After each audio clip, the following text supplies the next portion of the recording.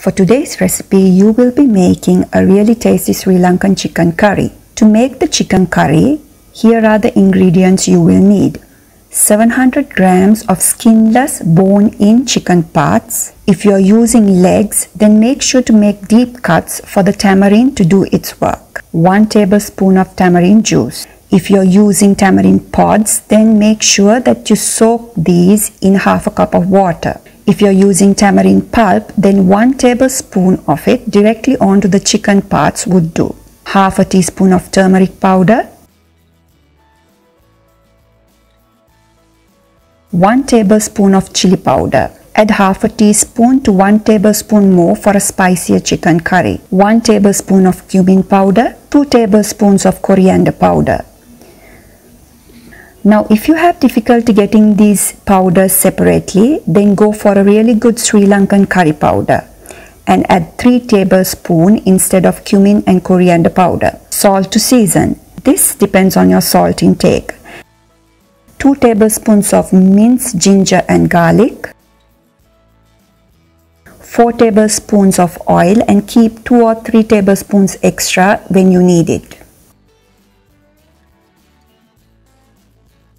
Some pandan leaves, curry leaves, 1 inch cinnamon piece, and 4 to 5 cardamom pods.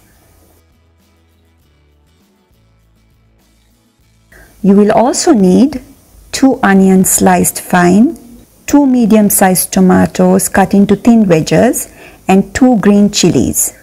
Now I completely forgot to add these 2 ingredients, but you will need half a cup of water and 1 cup of coconut milk.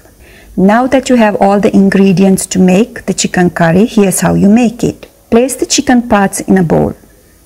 Make sure you've drained all excess water. Pour in the tamarind juice. I just added the juice with the seeds, but remove the seeds if you want to. Add the turmeric powder.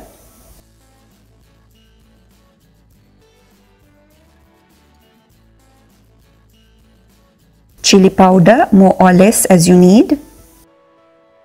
Cumin powder.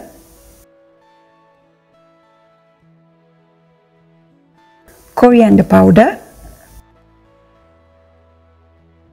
Salt. This can be half to 1 teaspoon.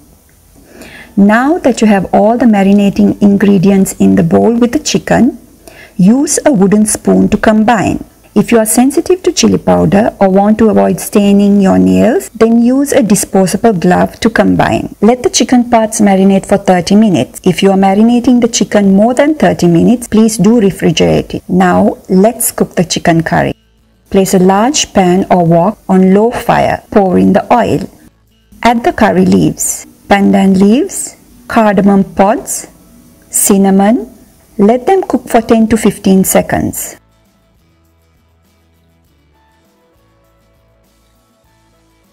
Add the minced ginger and garlic. Cook for a minute while stirring the ingredients.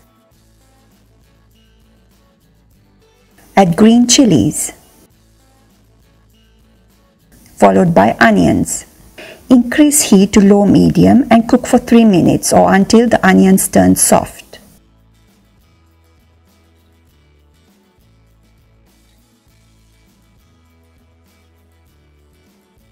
Then add the tomatoes.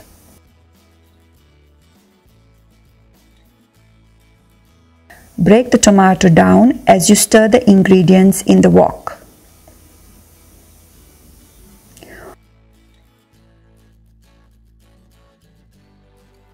Once the onions and tomatoes are soft, add the marinated chicken parts.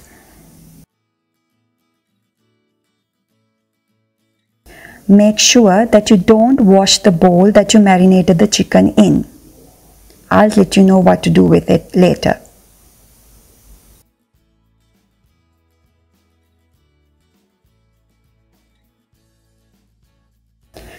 Cook the chicken parts over low-medium heat until all liquid is absorbed. At this point, add a tablespoon of oil to sear the meat for 2 minutes. Now get the bowl that you marinated the chicken in, pour in the water and collect all the spices around the bowl. Pour this water into the cooking chicken curry. Slow simmer between 25 to 30 minutes or until water is reduced. Pour in the coconut milk. Now I've suggested 1 cup of coconut milk. I decided to go with less gravy this time, so I didn't pour the whole cup of coconut milk. Taste and season with salt. You can also increase the spiciness of the chicken curry by adding chili powder at this stage.